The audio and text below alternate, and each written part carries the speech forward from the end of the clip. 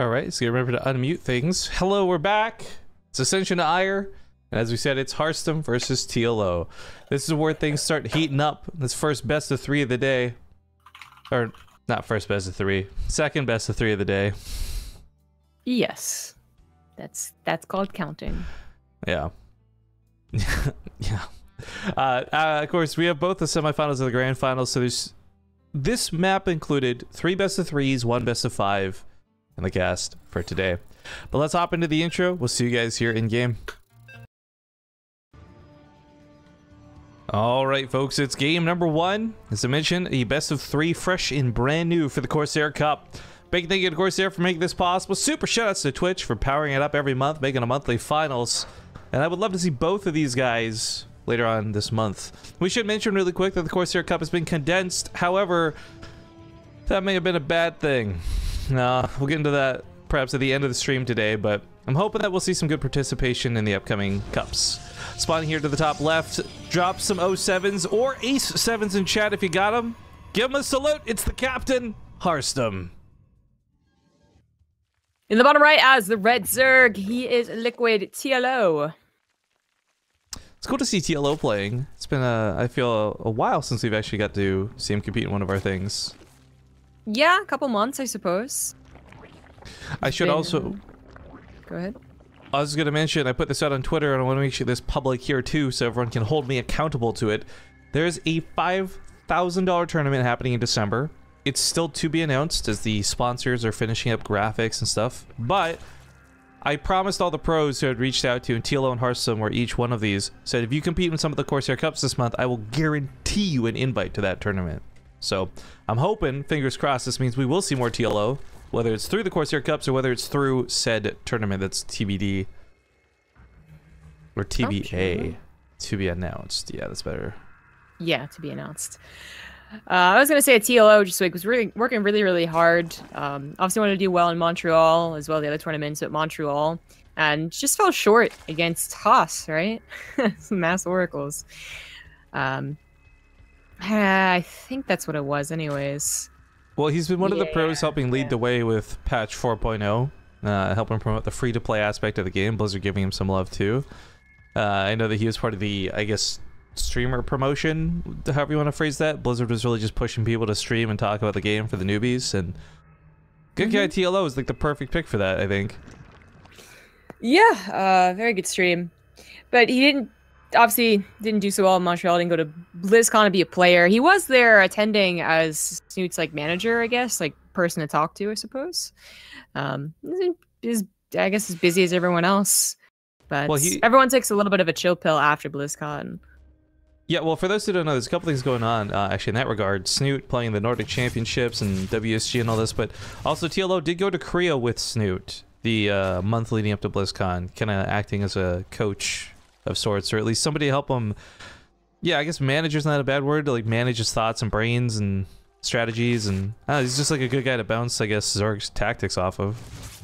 Yeah. A little bit of support as well. It's always nice to have someone you can trust that'll be there to like talk through your thoughts. For instance, seeing Neeb kind of just talk to himself was like a little weird, but also just, I mean, just getting your frustrations out helps to bounce ideas off each other. Adepts are taking outs. That's unfortunate. They really didn't do very much. They'd scout the third base, just as important. Yeah, as long as Neeb... I'm okay with Neeb talking to himself. Neeb does some very interesting things that weird people out, like sitting patiently for games and not checking his phone and stuff. But like, as long as he doesn't go like full Dobby, I think he's good. Like... Full Dobby? Dobby wasn't crazy. No, but it's like... Well, slam your head into the oven because you lost the game or something, you know? Oh, okay, gotcha. Yeah, no, I don't think that's gonna happen anytime soon, but maybe. So I know you guys are probably pretty sick of us constantly talking through the 4.0 changes, but I think it's safe to say the heavy majority of people out there are still a little uninformed, or they don't play enough to discover the changes themselves. So as the big ones sort of come into effect, we'll talk about them. It is just worth noting that most of the changes, again, that affect Zerg come later in the matchup, through things like Infestor Tech and onwards. There's not a lot of early game changes to really speak on. It's more Protoss side anyways, with the Blink Stalkers being an upgrade. Perhaps you center more builds around it, or for instance, Colossus, like yesterday Hurricane was doing. Yeah, I was actually gonna say I think Colossus seem a little bit more likely nowadays, with Hydras and Lings still being the core composition for Zerg. That bonus damage versus light that Colossus now have seems to be very appealing. But as we saw from Hurricane, the actual build itself maybe was not that appealing. 2-base Colossus all in maybe has some power, he just executed it pretty poorly, but I'm not even sure that's necessarily true. There could have been even better response, I suppose, from the Zerg players facing Denver, if I recall correctly. So sticking to the standard openers, as you know them from the previous patch, is generally the best way to go. And then you add on bit later what the improvements are. You know, add on shield batteries, maybe you go into Colossus after a couple of Immortals, that type of thing. Tiny adept attack, only 5 adepts. Not committed to. Harstem just checks, sees what's up, and leaves. There's too much defense, so even with 2 Oracles, he decides not to go for it. Nice revelation on the way out. Game pause. A little bit of a pause. Hopefully no stream-related issues. That reminder, well, we do have a pause here to promote Harstem's own stream, because he is streaming his point of view. Twitch.tv/Harstem. Granted, he does not have a delay like we do, so please keep in mind that if you are going to be watching both streams, don't bring spoilers back to BaseTradeTV. If you even, like, sarcastically or jokingly, like, this is something we actually take very seriously. You might not get banned, but you'll definitely get timed out. And a lot of people perceive times out as bans and whatever. Point is, don't bring spoilers back, don't be a dick, but enjoy both streams. Good force fields, actually. This ends up working out quite well for him. One of these sentries is still going to die by the looks of it. Some Lings actually managed to get into the force field somehow, and he actually kills everything. Now all the Adepts and Oracles are desperately trying to save the Nexus. He should be able to keep this alive, but that was a lot of damage from TLO. Yeah, I mean, getting 2 sentries is already pretty nice. If all the Lings die from here on out, maybe it's not worth it, because the Nexus didn't die, but... Yeah, I like this pulling back. Pretty good. So, Hydras are on the way, but so is a Spire, not a Baneling Nest. Upgrades as well. There is a big macro game plan here, as a 4th base is even almost done, but the Spire could trip things up. It might be a default structure. It has been in like different metas, I guess, of ZVP anyways, but now considering that Colossus are making their way back into the matchup, it might be considered a default structure in the future. But as you can see, Harstem's not going for Colossus, going right into Charge and Storm, much like we would see from the previous patch. Quick Lurkers coming out too. We've always talked about all these players. We reference Terran most of the time, but I guess I kind of forgot that if there is a single Zerg player out there who would be one to take advantage of patch changes, it might be TLO. So my fingers are crossed. We get to see some new Lurker play. But we'll see if that comes into fruition or not. For now, it's still Hydras and Lings, and he's just looking for some pressure. I think he knows he can't dedicate too much to this. He doesn't know the timing on Storms, but he did see those Templar with those Lings, and might just be a little bit too scary to go in there. I think so. It's not like he committed a lot to this army anyways. I've said, like, getting the Spire, getting the Lurker Den, getting even more drones. You're going for 77 drones. He commits to that army and it fails, then he just... There's a lot tied up in things that aren't helpful yet. And he obviously would need the Hydras turn to Lurkers, right? So, pulling back, definitely a better move. A handful of mutas, probably just to clean up War Prism, a light bit of harassment. Yeah, I was going to mention, if you guys haven't seen it yet, the shield battery has really changed things up as far as muta harass. If you've got a shield battery in the mineral line, mutas are not killing probes, period. That is notable, though. A lot of these Protoss players, I think, like, Zest and one other Protoss player we saw were really mindful about putting shield batteries in their mains and naturals for future harassment, right? It was mutas or lane drops or what have you, but a lot of other Protosses, like Hurricane, Harstem right now, aren't putting them anywhere except if they think the attack is going to happen. The main attack is going to happen. So this could be really good muta damage. Already is, yeah. Took out the Warp Prism and its cargo. 14 Lurkers are on the way. So, as Zavrib has pointed out multiple times, guys, the upgrade for Lurkers don't come till Hive Tech. So these are just regular Lurkers as you know them. No changes to this yet. But you'll see some very fast Lurkers with very fast burrow later on. Oh, he caught all the High Templars and the Sentries. That's why he took that fight there. Shield Battery barely saved 2 of them. Nice moves out of TLO. He's going to move up here. He still doesn't really have like Penta-ultimate army supply, but he did just burn a lot of the storm, so removing these lurkers won't be easy, even with Revelation cast on them. New lurkers advancing to the front line as well, and TLO's done some very serious damage here to Harstem. Yeah. The Immortals, like, you know, when lurkers were part of this matchup over a year ago now, Immortals, Mass Motors were a fine way to deal with them as long as you get a decent concave with a decent number of charge lots. And you saw, like, the storms, you know, weaken them, and then 2 Immortals busted through what it must have been like 6 lurkers there. So that started off fantastic for TLO, and it is still, I think, a better trade for him. Oh, yeah, Harstem kind of helped himself with his Immortals. I think what the problem here is Harstem still doesn't have a good way to deal with, even when there's a couple lurkers left over, and TLO can make more at any given time. Yeah. With the Hydra's reinforcing, that should be it's Harstem that turned things off great by losing so many Templars of Storm. And then deciding to take that engagement, wanting to stop the lurkers before they got up that ramp. It was probably a smarter move, but it still wasn't enough. Nah, charge lots are pretty good, but you just didn't have enough of them here. Immortals are getting focused down as TLO setters in and taps out. GG, TLO takes game number 1. All right, that was cool to see. I've been really excited to see some more lurker usage, especially with the fact that they have a late game play with the upgrade. But that was fantastic. TLO just busting Harstem down. Good catch out in that third base. Also, this happened during the break, so I'm totally sorry we missed it, but after Stunt reclaimed Bit Boss, Carefree Rogue threw in 100 bits. Thank you very much for that, man. Black Spade Kimui came in again with another 200 bits to say, can we get Terra in one of them shield batteries? Yeah, that'd be nice. He Hate Me _ also was a 22-month resub saying, make Terran great again. I know, man. I know.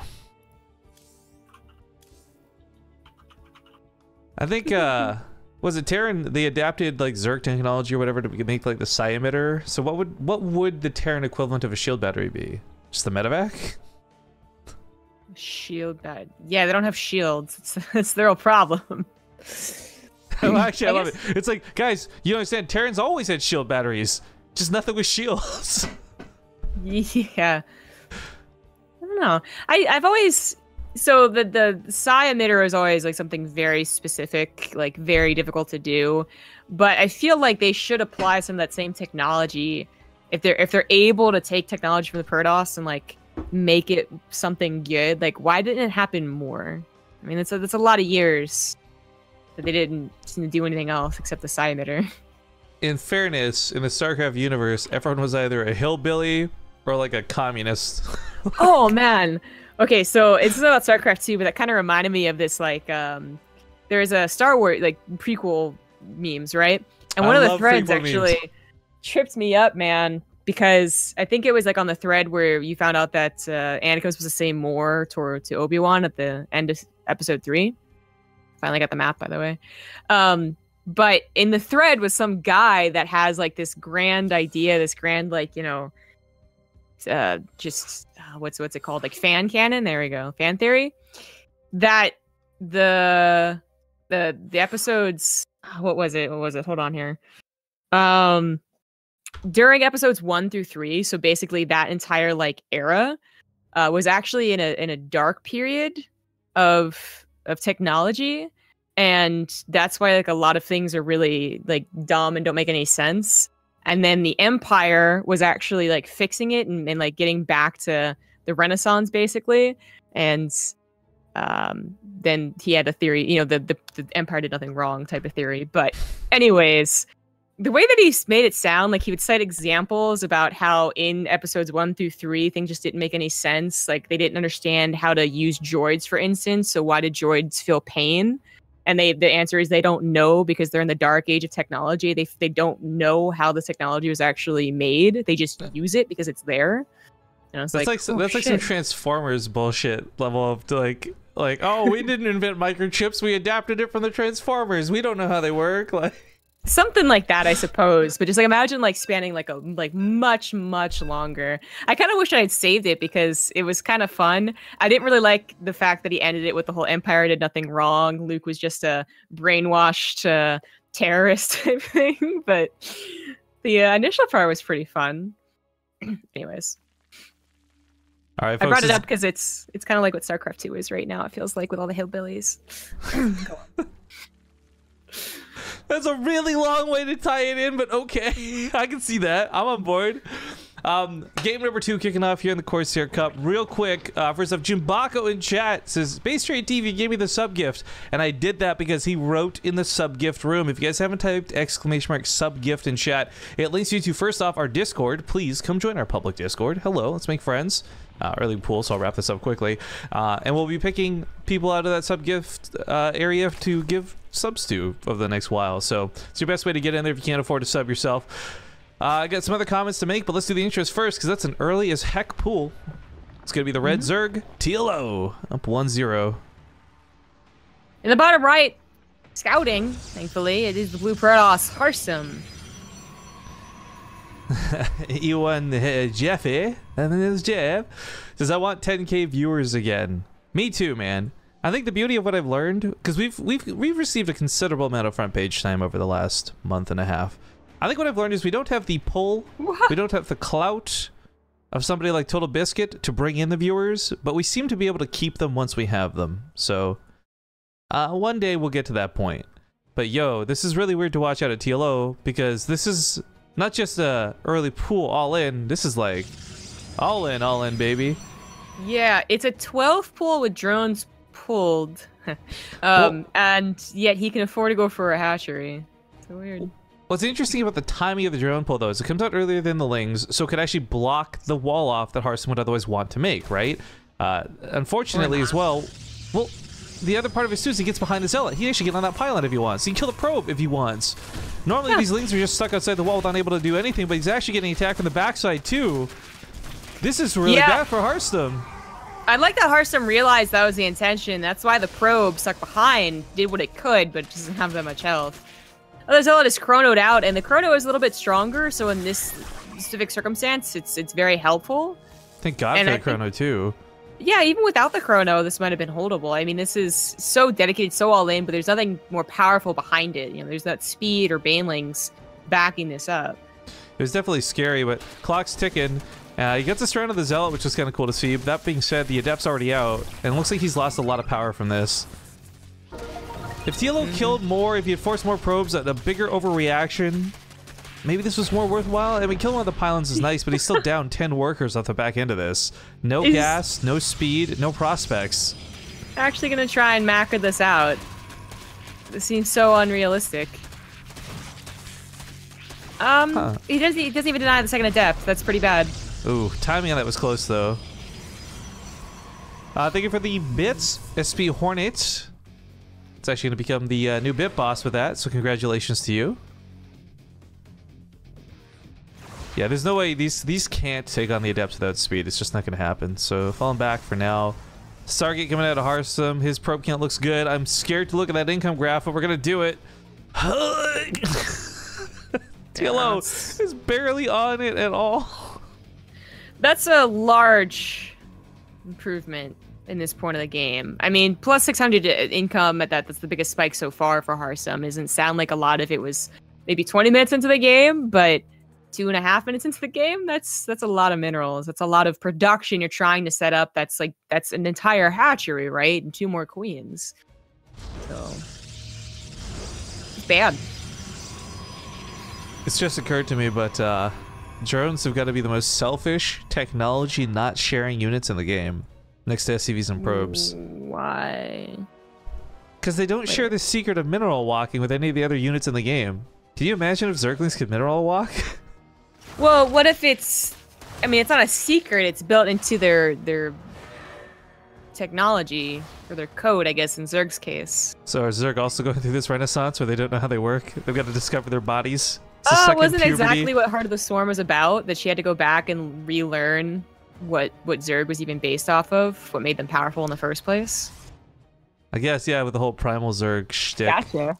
But then that makes it even worse, because like she should understand even better than and be able to put that into the strains of broods and tell Abathur to like, oh my god. Okay, but here's like the thing about, you know, the strains is that, you know, why couldn't they just make a unit that literally has everything? Like, why couldn't they make an Ultralisk that could burrow and become a lurker and also pop Locust out of its back, you know? Like, did you ever see that every 90s commercial parody. I think like Rocket Yes. jumped in it, and like the kids become this amalgamation of like a horrible monster. Yes, I did see that. That was pretty disturbing. I feel It like was that's so what would on point, too, happen. until then. Well, yeah, absolutely. Even after then, right? But it's like, I feel that's what would happen. You try to combine too much, and that's what you get as a result. These like weird abomination-infested Terran, yeah, kill me type things. Yeah, I bet Protoss also is kind of in a dark age, right? I mean, the way that lost they the Kala, dude.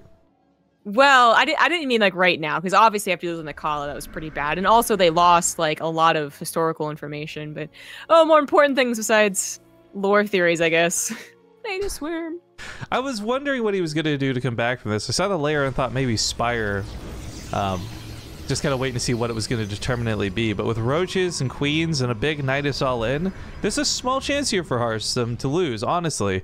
He's got a pretty good defense. His money's looking better than ever, of course. TLO took so long just to even catch up in drones, but he does have a small lead in income. I think, though, if he's on top of this, there's no, like, sneak attack spot here, right? Like, where do you put it in the back? Harstem should see this. He does see this with the Oracle. It's on patrol. I think he knew this was going to be a likely option. Once players this is so remembered about the back basing of that square, people have always been scouting it. This is so clever. If you want to stop a Queen from transfusing the Nidus Orb, just stasis trap it. That's brilliant. They didn't have transfuses anyways. But then, even then, that was still like the perfect preparation at a Harstem. I don't know why we've never seen that before. I have literally never seen someone set a stasis trap next to a Nidus Worm, but that's the sickest way to shut it down. I like it. Sorry, I'm nerding out because I thought that was really cool. But yeah, we're going to go to a commercial break. 2 minutes. When we get back, it'll be game number 3 as things are tied up now 1-1. I hope you guys are enjoying the Corsair Cup. We'll be back soon.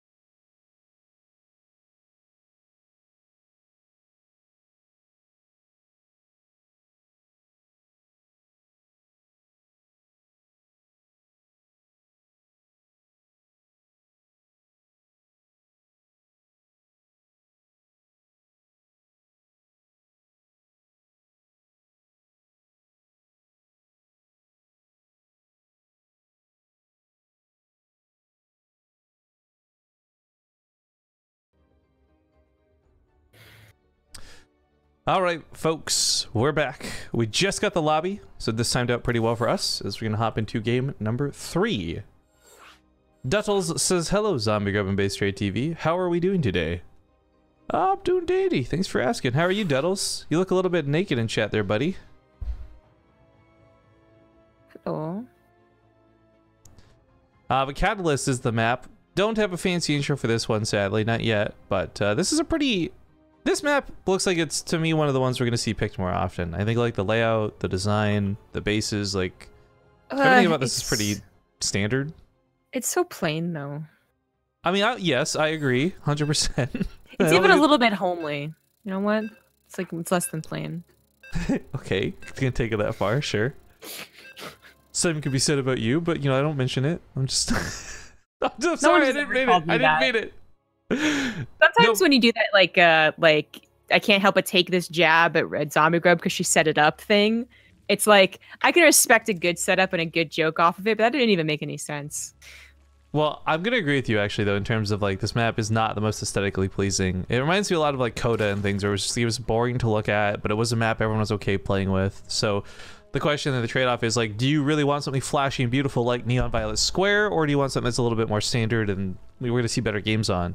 And I think I'm okay settling with something like Catalyst if it means better games, more standard games, etc. Because God knows we've had enough of these dumb, weird maps over the last couple seasons. I would prefer the. I mean, at least pretty. It's not just the tile set though. It's also the layout of it that makes it so boring for me, anyways. But it's a map that is plain and standard, and a lot of people are going to pick it because of those features. Well, we've had more people complain about his new diet than about the balance of the game, so that's a first. In the bottom right, we've got the blue Zerg TLO. Is it though? In the top left, as the red Protoss, it is Harstem. Whenever you bring up veganism or vegetarianism, not just in Twitch chat, but like even like on Reddit, right? So basically the internet. People really like to talk about it. I have no strong opinions. I just know that I like food. I'm just like a super picky eater. I just don't care what you want to put the label on as. Some days, I don't eat meat. And not because I'm feeling particularly vegan or vegetarian. I just don't want to go out and buy meat. Like, I got soup noodles or like bread at home. Well, a lot of people don't because it's expensive. So they like it's a treat, right? And that's what it used to be too. Like when my mom was young, it would just be a treat. I got that caster money. Don't give a fuck. Well, we also have much cheaper meat than we did before, but anyways. Anywho. I just thought it was interesting because I feel like watching games like these two play out with two players like this, the first thing I would expect is people taking jabs and stabs at the balance, free to play, 4.0. Just weird to see people contemplating a tweet that TLO may or may not have made about what he's eating. It's like the primary focus of that last game. Yeah, it was. Well, to be honest, it's not. I feel like it's because one of those games you just saw that it didn't work and it's game over, you know? Like even that's the true, possibility yeah, of the follow-up Night Storm was like that's a very slim chance. Might as well just discuss other things now. No, that's a fair point as well. I really like that TLO tried. It wasn't just like the tap out, but at the same time, you're like, yeah, it's a dead man walking. But you could see he had plans for that, right? The fact that he actually went for that hatchery so early on. Like, TLO always thinks 5 or 6 steps ahead of the game, even if it's not necessarily leading down a path to victory. But it is worth noting he did win game number 1 in a pretty good fashion. And Harstem having tied it up is nice. We'll see what this game 3 has in store. Harstem's not changed much up on his side. Still going for that Stargate. Yeah.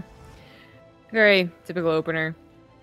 TLO, nothing too extreme yet when it comes to the balance. The first game was pretty standard. It was a bit old, I guess, in that 14 lurkers. You don't usually see that type of break anymore. That was, as I said, like a year, maybe even a year and a half ago at this point. That was one of the first ways to play ZVP, but it fell out of favor. So while it was cool to see, it wasn't abusing the new patch. Next game, same thing, definitely not abusing the new patch. Will this game be different? If they go into an actual macro game, longer than lurkers, will the infestors show themselves? Will he go up the hive and get the speed upgrade? Kind of hope so.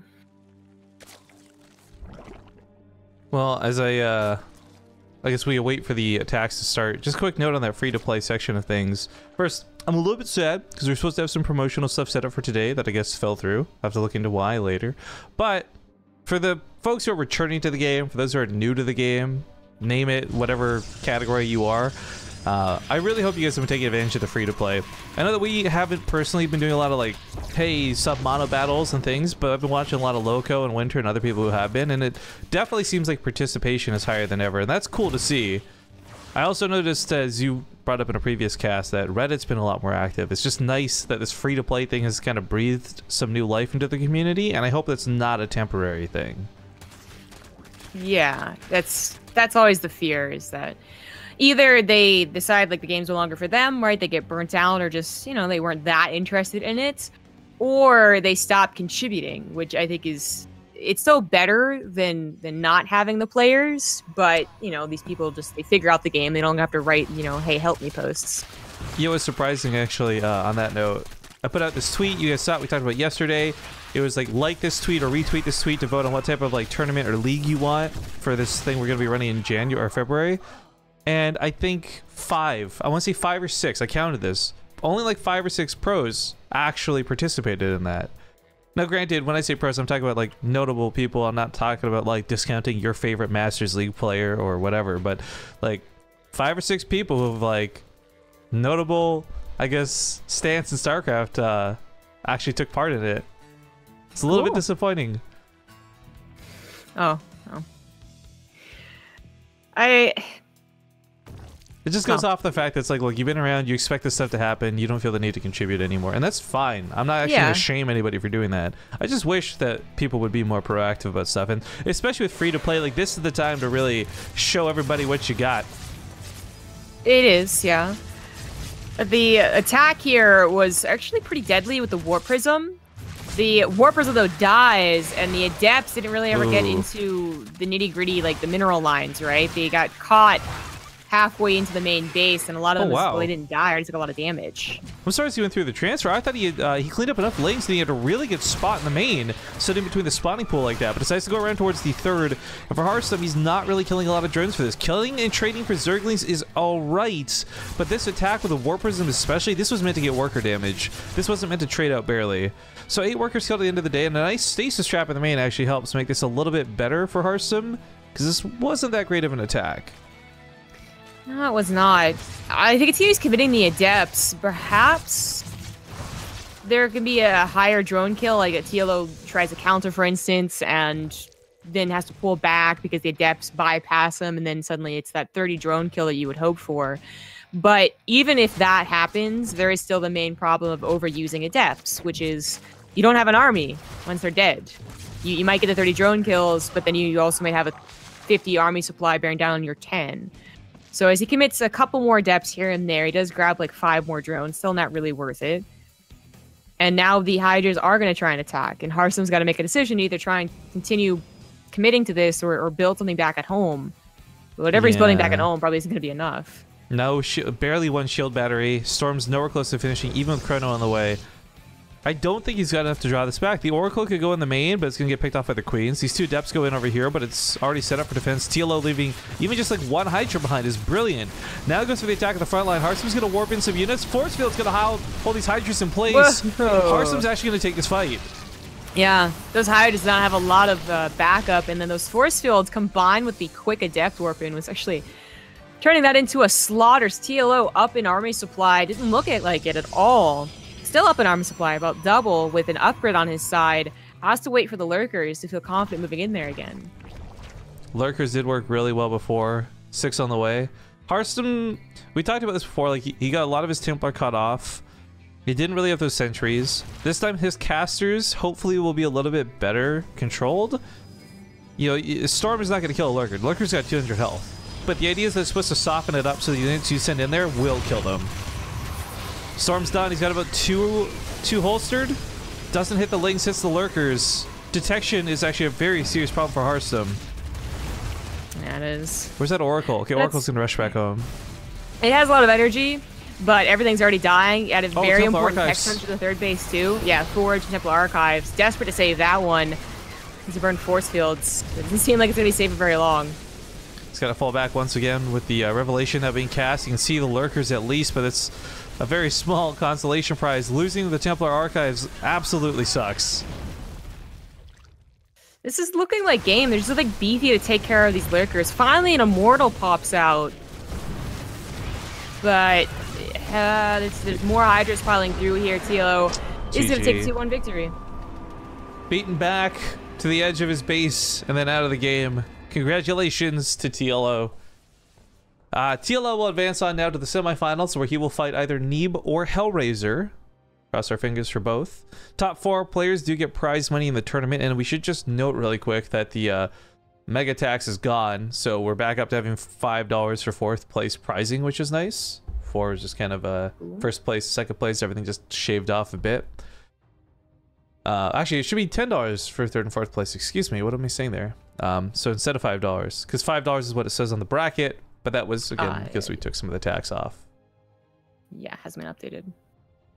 But yeah, so Nurchio advances on the other side. Bly versus Keen's playing out. The winner will play Nurchio.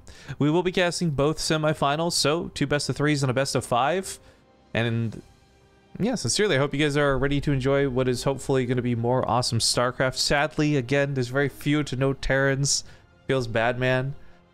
But with balance changes coming, and I actually really think these balance changes are good. The ones that they've proposed, at least, aren't really over the top. They seem to be kind of in line with bringing things back to where they should be.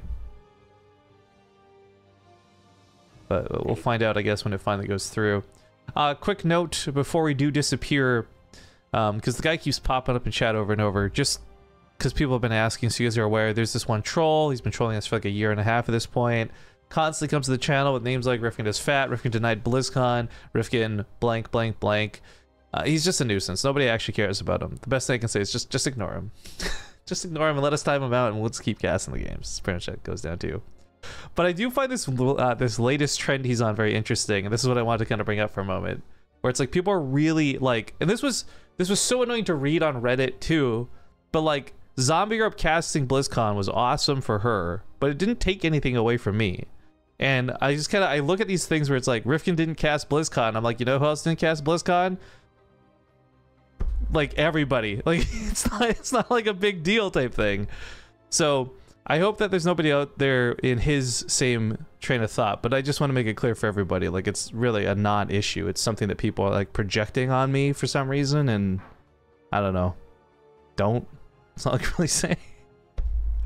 But commercial break as we come up for one of the semifinals when we get back. Hopefully one of them will be ready to go. See you guys soon.